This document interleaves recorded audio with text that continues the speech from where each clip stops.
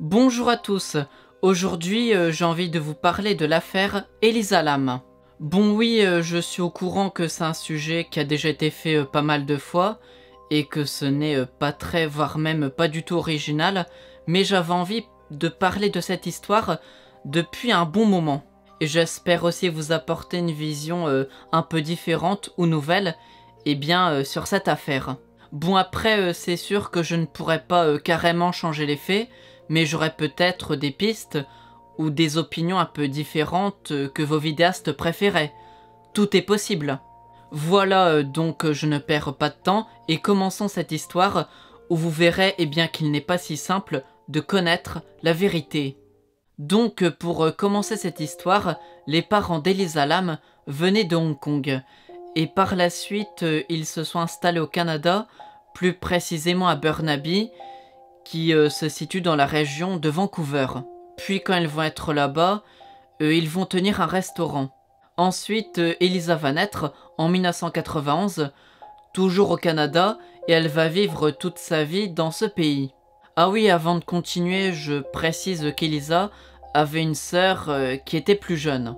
Bon, pour revenir à Elisa, on savait qu'en 2010, elle avait un blog où elle parlait beaucoup de mannequinat et de vêtements de mode. Mais le plus important pour nous, c'est qu'elle parlait aussi de sa vie, puisqu'elle partageait ses problèmes, surtout ceux qui étaient liés à ses maladies mentales. Et elle disait aussi ce qu'elle faisait pour essayer de s'en sortir. À mon avis, elle devait partager des conseils ou ce genre de choses. Toujours vers cette période, donc en 2010 ou juste après, Elisa était inscrite à l'université de Colombie-Britannique de Vancouver. Son blog va encore nous permettre d'en apprendre un peu plus, puisqu'on comprendra qu'à partir de janvier 2012, elle avait un peu décroché ses études. Elle était quand même toujours inscrite à l'université, mais elle avait du mal à suivre. J'imagine qu'à partir de ce moment-là, elle se sentait perdue dans sa vie, et c'est probablement pour ça qu'elle n'a pas pris la peine de procéder aux formalités d'inscription pour son université tout début 2013. Il est fort probable qu'elle s'en voulait elle-même. Elle avait peut-être honte de sa situation, honte de ne pas avoir réussi ses études. Je ne suis pas trop sûre de ce que je vais dire, mais c'est peut-être lié à la culture chinoise dont elle est proche. Bon, je me permets de dire ça, puisque dans certains pays d'Asie de l'Est, on accorde plus d'importance aux études qu'en Amérique du Nord. Après, c'est peut-être juste un gros cliché, mais j'ai vu ça plein de fois. Après, je me doute bien que la culture est une possibilité parmi tant d'autres, puisque chaque personne a un fonctionnement de pensée très différent. Donc, dans tous les cas, on ne peut pas que relier ça avec ses origines. Bref, durant l'année 2012, on savait qu'Elisa Lam souffrait de dépression, de troubles bipolaires et de schizophrénie. Et suite à ça, plusieurs médicaments lui ont été prescrits pour justement atténuer ces troubles. Sinon, je précise que selon ses parents, rien n'indiquait qu'elle a déjà essayé de mettre fin à sa vie ou qu'elle avait réellement envisagé. Bon après, même sans parler de suicide, on savait qu'Elisa Lam se sentait parfois mal. Et elle semblait être dans un cercle vicieux, puisqu'elle voulait réussir dans ses études, mais en même temps, ses troubles devaient rendre ses ambitions plus inaccessibles. Ces troubles la déconcentraient peut-être dans son travail, et tout ça devait lui faire perdre une certaine confiance. J'imagine alors qu'elle était fortement découragée à cette période. Sinon, avant de continuer, j'avais lu qu'avant 2013, Elisa aurait disparu pendant un certain temps, peut-être pendant quelques jours. Bon, je ne peux pas en dire plus, vu que je n'ai rien trouvé de plus sur cet événement. Si ça se trouve, c'était même juste une erreur sur internet, mais dans le fond, j'en sais rien. Dans tous les cas, en janvier 2013, on sait qu'Elisa Lam va faire un long voyage, sur une grande partie de la côte ouest des États-Unis, et dans des destinations tout en Californie. Elle devait aller à San Diego, Los Angeles, peut-être San Luis Obispo, ensuite Santa Cruz et pour finir San Francisco. Je pense que c'était un voyage qu'elle avait imaginé depuis plusieurs mois. et elle s'est lancée dans cette aventure tout début 2013 puisqu'elle se sentait perdue dans sa vie. Donc ça pouvait être un nouveau départ. Ou elle voulait peut-être tout simplement se changer les idées. Sinon il faut savoir eh bien qu'elle devait partir seule. Donc je ne suis pas sûr que ses parents étaient très rassurés. Mais pour justement les rassurer, Elisa leur a promis qu'elle allait les appeler au moins une fois par jour. Et c'est d'ailleurs ce qu'elle va faire. Donc en janvier 2013, probablement après le 20, Elisa va prendre le car et le train pendant de nombreuses heures jusqu'à San Diego, et bien qui est la destination la plus éloignée de son voyage. Là-bas, elle va visiter la ville. On sait qu'elle a visité le zoo, par exemple. Ensuite, le 26 janvier, elle va partir en car ou en train, direction Los Angeles.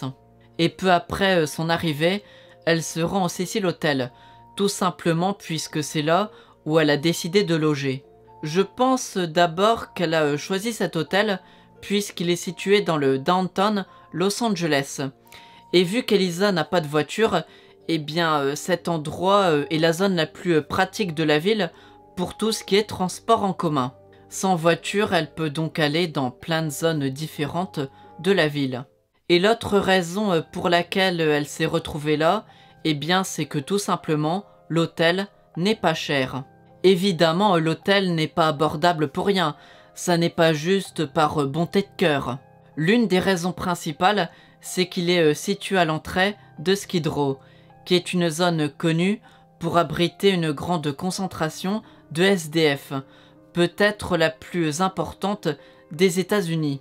Et dans cette zone, la criminalité est très importante, surtout la nuit. Tout ça se répercute alors sur la fréquentation de l'hôtel, puisque les gens un minimum riches vont aller ailleurs. C'est que dans les films que les gens riches ont envie de se mélanger avec les pauvres. En vrai, ça c'est rare. Bref, cette pauvreté environnante fait que les prix de l'hôtel ne sont pas élevés. Après, je crois qu'il y a aussi des histoires que ça n'a pas été toujours très bien rénové. Je parle de l'intérieur des chambres. Après, c'est aussi lié que aux alentours, eh bien, c'est un peu pauvre, donc tout ça, c'est un peu un cercle vicieux. Bon, dans tous les cas, à partir du soir du 26 janvier, Elisa loge dans cet hôtel. Au départ, elle va loger avec une autre personne dans une chambre au 5e étage. Au fait, je ne sais pas du tout qui est cette autre personne, et je crois qu'on ne le saura jamais.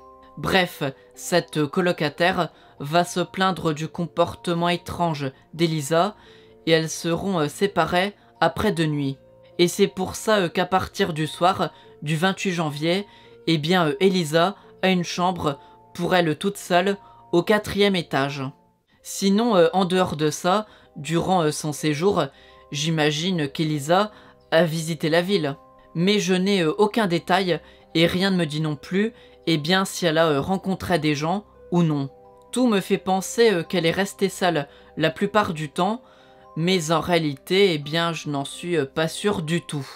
Par contre, il y a une chose que l'on sait bien, du moins j'espère, c'est qu'elle a perdu son téléphone. A-t-il été volé ou non? Encore un autre mystère. Maintenant, le jeudi 31 janvier arrive et c'est le dernier jour complet d'Elisa Lam à Los Angeles. Le lendemain, elle doit prendre le car qui l'emmènera à Santa Cruz, ce qui sous-entend qu'elle n'a plus prévu d'aller à San Luis Obispo. Bref, ce jour-là, des employés de l'hôtel ont vu Elisa seule, et ils n'ont rien ajouté de plus. Toujours dans la journée du 31, on sait qu'elle est passée dans une librairie non loin de l'hôtel. Elle y est allée en partie pour acheter des souvenirs et des livres pour sa famille et peut-être pour elle aussi. La gérante de la librairie, Cathy Orphan, se souvient d'elle et elle n'a rien remarqué d'anormal. Après qu'Elisa Lam sort de cette librairie, eh bien plus personne ne se souvient l'avoir vue. Tout ce que l'on sait, c'est qu'elle s'est rendue à l'hôtel juste après.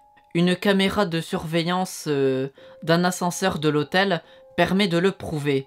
Sur une vidéo de 4 minutes, On commence par voir Elisa rentrer normalement dans l'ascenseur, et après elle appuie sur le bouton pour se rendre au niveau où elle souhaite aller, et d'un coup elle jette un œil dans le couloir et elle se cache dans l'ascenseur.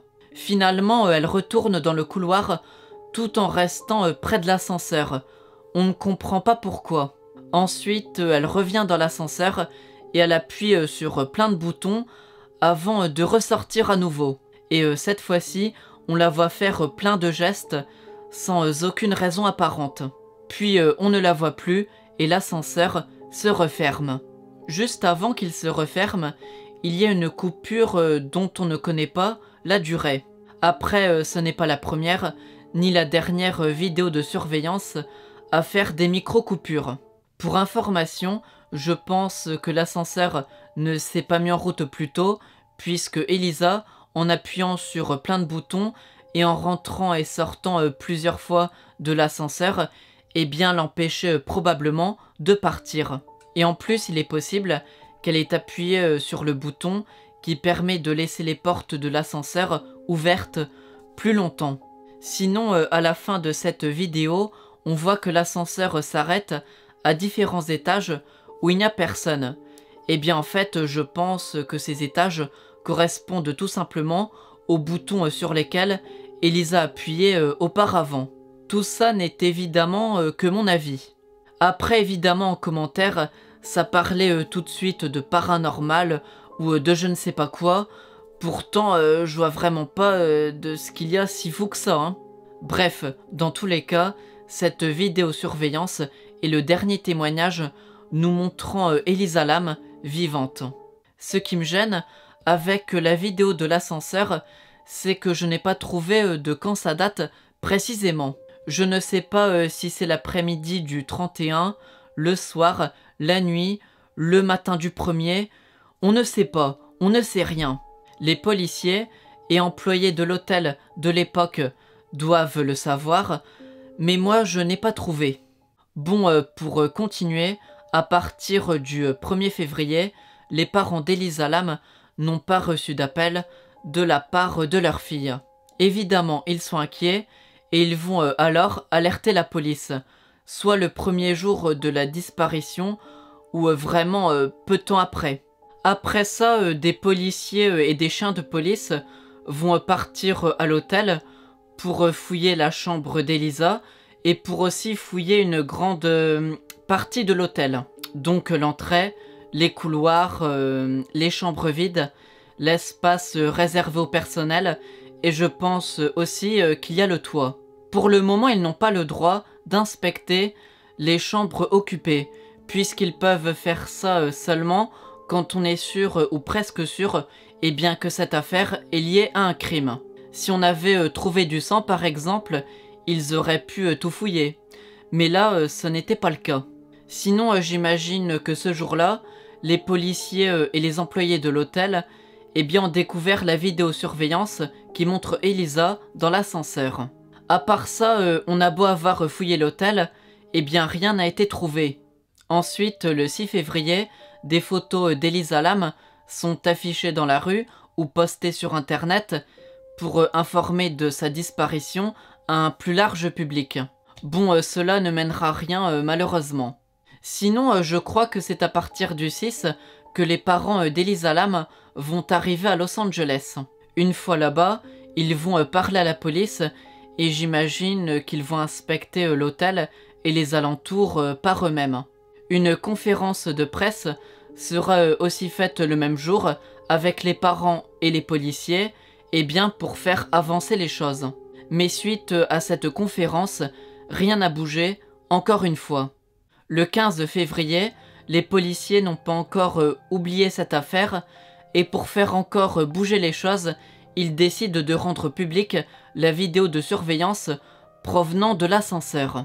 Cette vidéo, qui montre Elisa avoir un comportement étrange, va faire beaucoup parler d'elle.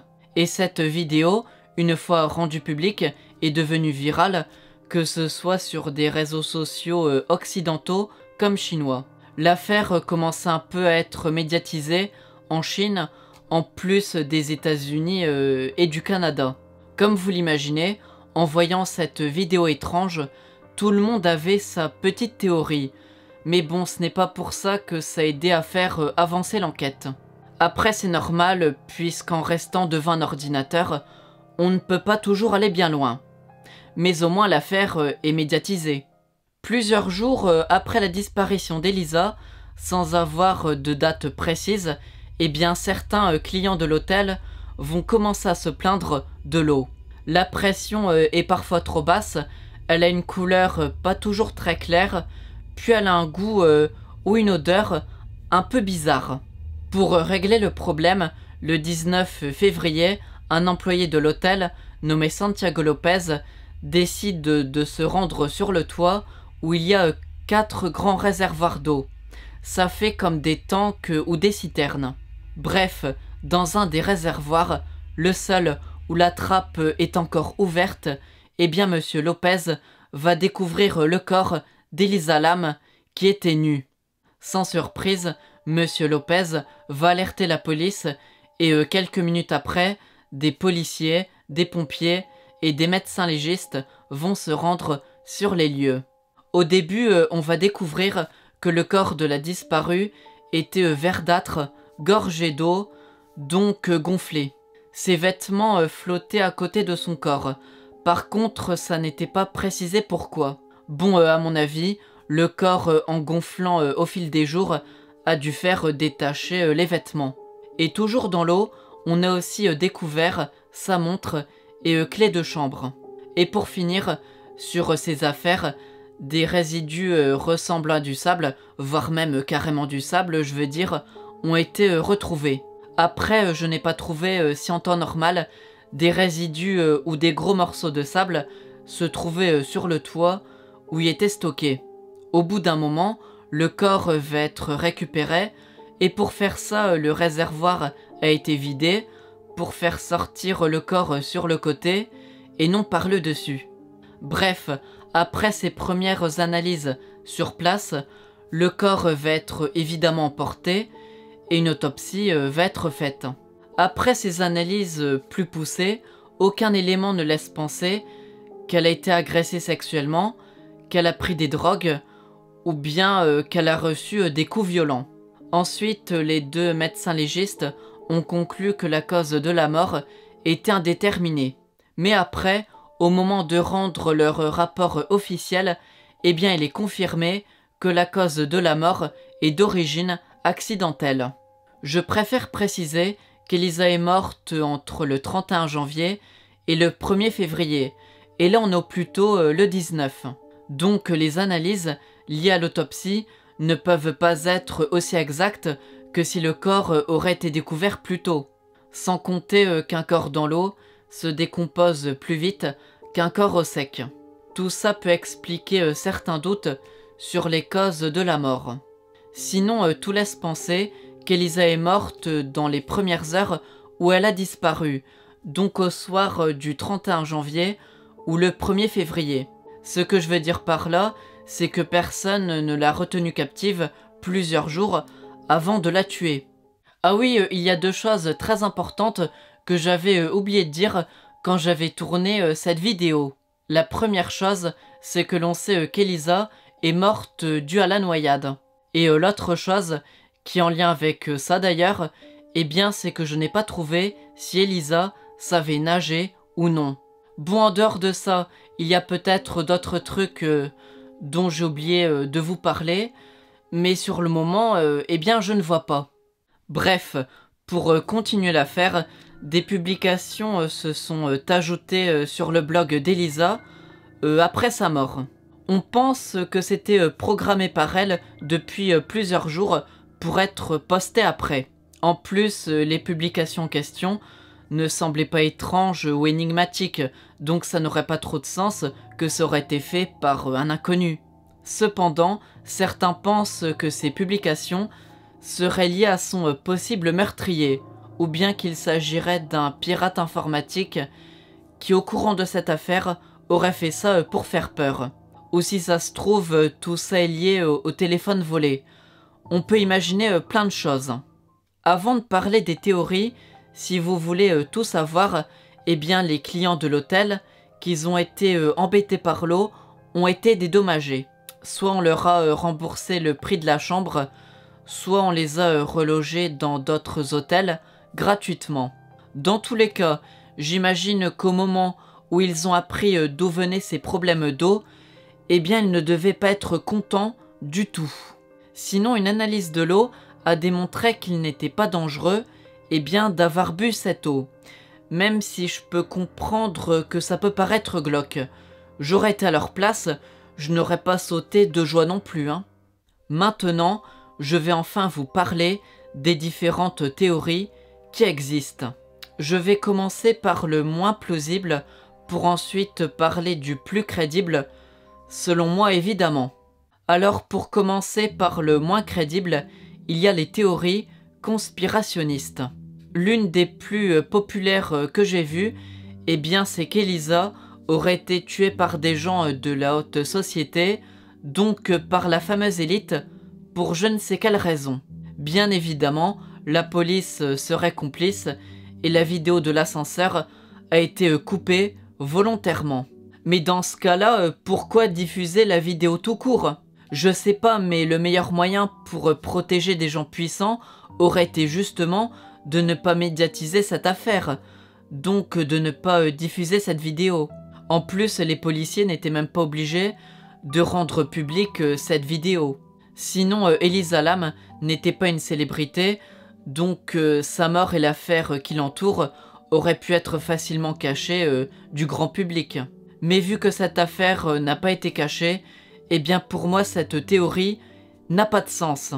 Mais attendez, ce serait optimiste de dire que ça s'arrête là. J'ai par exemple vu des gens qui disaient que tout le personnel de l'hôtel et les gens aux alentours seraient des complices ou des acteurs. Ce serait le cas de la libraire par exemple. Je vous jure que des gens même dit que les parents d'Elisa étaient coupables ou complices. J'ai même lu que le père avait une tête de psychopathe, donc eh bien forcément, il était coupable. Vraiment, c'est des génies ces gens. Je ne sais pas quoi répondre face à ces lumières. Bref, je trouve ces derniers avis complètement stupides, sans compter que c'est d'un irrespect assez phénoménal. Le pire, c'est que c'est des gens qui s'imaginent être intelligents, voire bienveillants. Qu'est-ce que serait si ce ne serait pas le cas? Ils iraient agresser directement la famille ou ils brûleraient tout le personnel de l'hôtel, je ne sais pas. Bon, pour me faire leur avocat, évidemment que certains complots existent et que certaines élites sont impliquées dans des histoires absolument horribles. Mais pour l'affaire Elisa Lam, il n'y a absolument rien et bien qui le laisse penser. Pour moi, le seul complot, un minimum probable, c'est qu'on aurait préféré classer la mort comme accidentelle, comme ça après, eh bien, on ne s'en occupe plus. À présent, je vais un peu parler de certaines théories paranormales. La théorie la moins crédible que j'ai vue assez souvent, c'est qu'Elisa aurait fait le jeu de l'ascenseur. Bon, pour le dire simplement, ça consiste à rentrer dans un ascenseur et après il faut suivre certaines règles. Et si on a bien tout respecté, on rentrerait dans un autre monde. Oui bon, si on veut.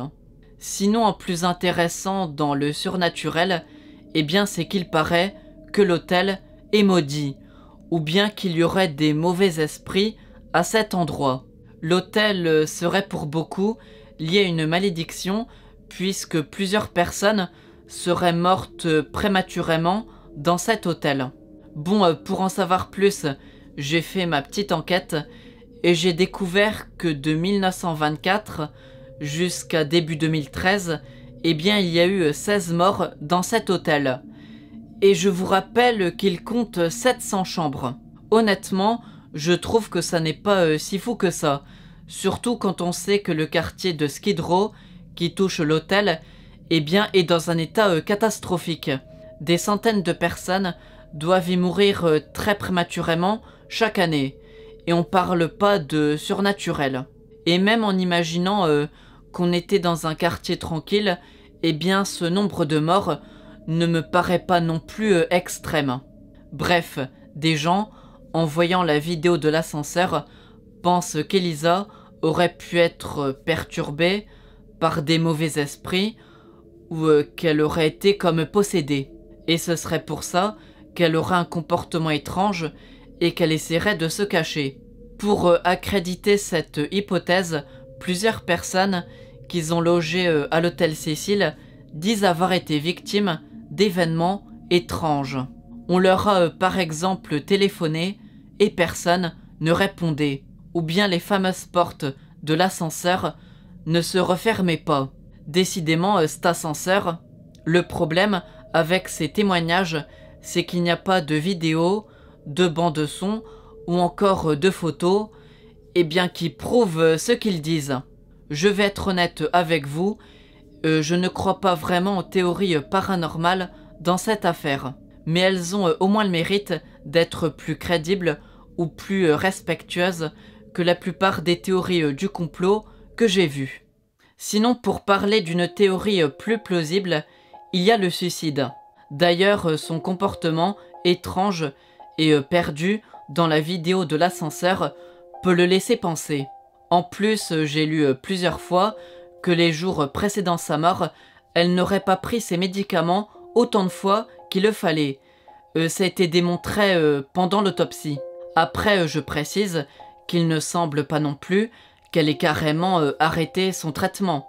Sinon, j'imagine que le fait qu'elle est restée seule durant une grande partie de son voyage, eh bien l'a peut-être plus perdue qu'autre chose. Mais après, en même temps, elle ne semblait pas non plus malheureuse de quitter sa vie quotidienne pendant quelques jours. Et elle a beau être seule, comme je l'ai dit, c'était juste quelques jours, pas quelques mois. Donc j'ai du mal à dire si se sentir seule l'a vraiment bouleversée tout court, et après, eh bien, si ça l'a bouleversée, est-ce que c'est dans le bon ou dans le mauvais sens? Sinon, pour les éléments qui ne semblent pas logiques avec le suicide, eh bien déjà, quelques heures avant sa disparition, elle était dans un commerce. La gérante l'a trouvée totalement normale, et en plus, elle achetait des souvenirs. Après, il est vrai que sa bipolarité aurait pu changer son état d'esprit peu de temps après, comme le montre bien la vidéo de l'ascenseur, mais jusqu'au point de mettre fin à sa vie me paraît assez extrême. En tout cas, si c'est vraiment un suicide, ça me paraît limite impossible que ça ait été prémédité bien à l'avance. En plus, je vous rappelle que son entourage ne l'imaginait pas avoir des pensées suicidaires, même si elle se sentait souvent perdue. Ce qui complique aussi la thèse du suicide, eh bien c'est l'endroit et comment on a retrouvé son corps. Je vois mal quelqu'un voulant se suicider, voulant absolument rejoindre le toit de l'hôtel pour grimper dans un réservoir pour s'y noyer. Cela aurait été plus logique qu'elle prenne beaucoup de médicaments ou bien qu'elle saute de la fenêtre de sa chambre. Bon, après, tout ça n'est que mon avis. Maintenant, je vais parler des deux théories que je trouve les plus crédibles. Pour moi, elles sont à peu près à égalité. Ou du moins, elles étaient jusqu'à peu, puisque maintenant, il y a une théorie que je privilégie plus qu'une autre. Bref, on va commencer par la thèse du meurtre. Ce qui rend crédible cette hypothèse, c'est qu'Elisa Lam était une jeune femme seule, en voyage, dans une ville où elle n'a jamais vécu auparavant, sans compter qu'elle avait quelques problèmes psychologiques. En gros, ce que je veux dire, c'est qu'elle a le profil le plus classique pour une victime d'agression. En dehors de ça, comme je l'ai dit plein de fois, juste derrière l'hôtel se trouve la zone nommée Skid Row, qui connaît une criminalité assez élevée. Et du coup, pas mal de gens mal intentionnés s'y trouvent. Donc, quand quelqu'un d'un peu étrange passe devant l'hôtel Cécile où il rentre, on y ferait peut-être moins attention que si on était dans un quartier bien plus tranquille. En plus, l'hôtel comporte 700 chambres, il est grand, donc les employés de l'hôtel où les clients ne peuvent pas analyser en détail toutes les allées et venues. Donc, comme je l'avais fait comprendre, quelqu'un d'assez louche peut passer un peu inaperçu. En plus de ça, il ne faut pas oublier que l'autopsie a été pratiquée au moins 18 jours après la mort d'Elisa. Cela peut donc rendre la thèse de l'accident moins fiable que si le corps aurait été découvert bien plus tôt. Tout simplement puisque plus le temps passe et plus le corps change. Et certaines choses importantes peuvent disparaître sur le corps. Par exemple, si on l'a poussé, donné des coups pas très forts, ou bien si on l'a maintenu la tête sous l'eau, eh bien ça sera plus difficile de le confirmer après 18 jours dans l'eau. Et pour justement parler de l'eau, vous devez savoir que l'eau favorise la décomposition d'un corps. Du moins, j'en suis quasiment sûr. Et certains meurtriers le savent aussi. Donc ça n'est peut-être pas anodin que le corps ait été retrouvé là. Pour parler d'autre chose, en 1964, une femme a été tuée au Cecil Hotel. Et c'est sûr que c'est un meurtre. Vu comment elle est morte, il y a peu de doute. Ce que je veux dire par là, c'est qu'on peut se faire tuer dans cet hôtel, eh bien, sans qu'il y ait de témoins. Je dis ça puisque dans un hôtel, s'il est un minimum rempli, je me dirais quand même que des gens auraient vu ou entendu quelque chose s'il y a un meurtre. Eh bien, en 1964, ça n'était pas le cas. Après, je sais que c'était quasiment 50 ans avant, mais l'hôtel n'a pas vraiment changé d'aspect entre 1964 et 2013. À présent, pour reparler de la découverte du corps, eh bien le toit peut être le seul endroit possible pour cacher un cadavre pendant plusieurs jours. Si le corps d'Elisa était dans sa chambre, il aurait été découvert plus vite. Et si on aurait voulu cacher le corps à l'extérieur, il aurait été presque impossible de le faire sans se faire repérer par des témoins.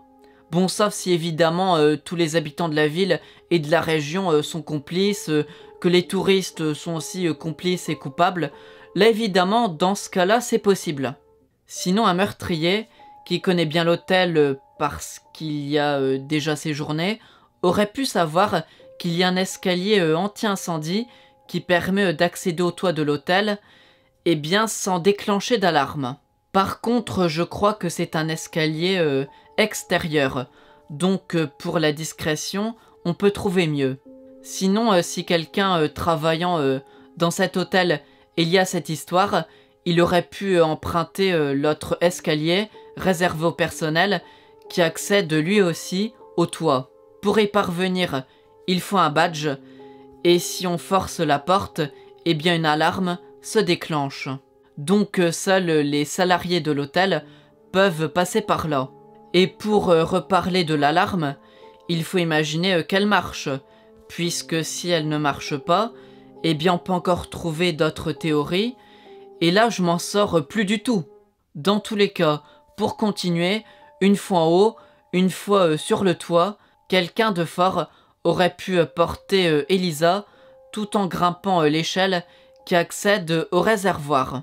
Elle faisait 52 kilos, ou un truc comme ça, donc je pense que c'est possible. Bref, pour finir, quelqu'un aurait mis son corps dans l'eau pour la noyer.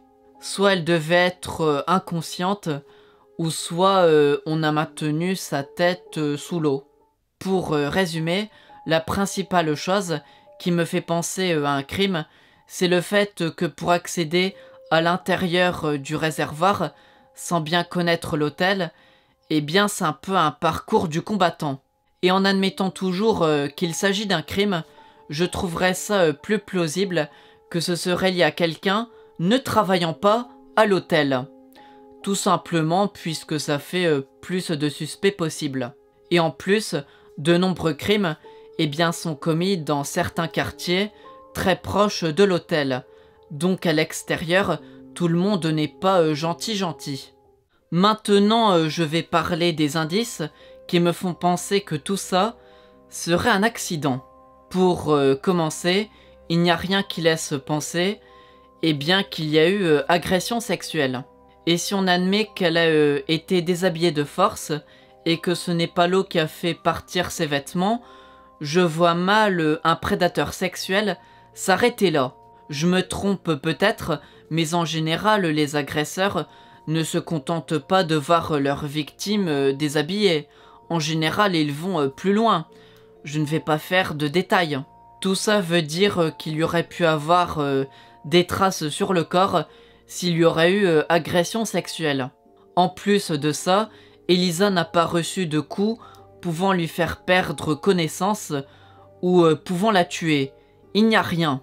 C'est vrai que j'avais dit que l'autopsie pouvait être moins exacte avec les jours qu'ils ont passés, mais si Elisa aurait reçu des coups très violents qui l'auraient blessée, eh bien ces coups, ces traces auraient été visibles même après 18 jours dans l'eau.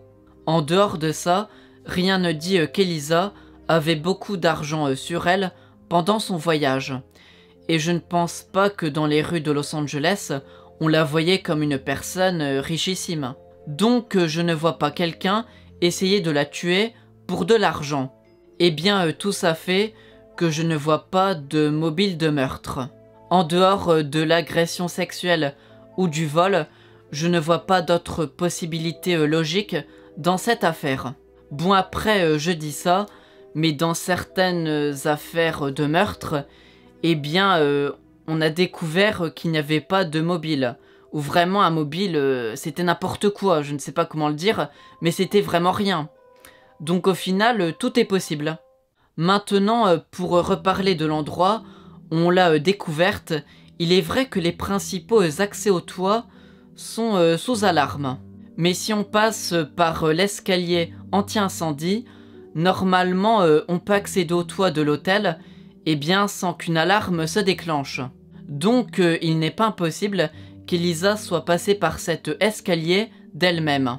Sinon la vidéo de l'ascenseur montre qu'elle faisait parfois des actions inutiles sans s'en rendre compte, comme appuyer sur tous les boutons de l'ascenseur, y rentrer et y sortir plus d'une fois, ce qui sans surprise, eh bien laisse l'ascenseur au même niveau. On peut donc imaginer qu'une fois sorti de l'ascenseur, après la vidéo, eh bien que ses problèmes psychologiques ne se seraient pas atténués. Et après, en faisant une sorte de crise, elle aurait trouvé le moyen d'aller sur le toit de l'hôtel par l'escalier dont je vous ai parlé. Et une fois là-haut, elle aurait décidé de se cacher dans le réservoir.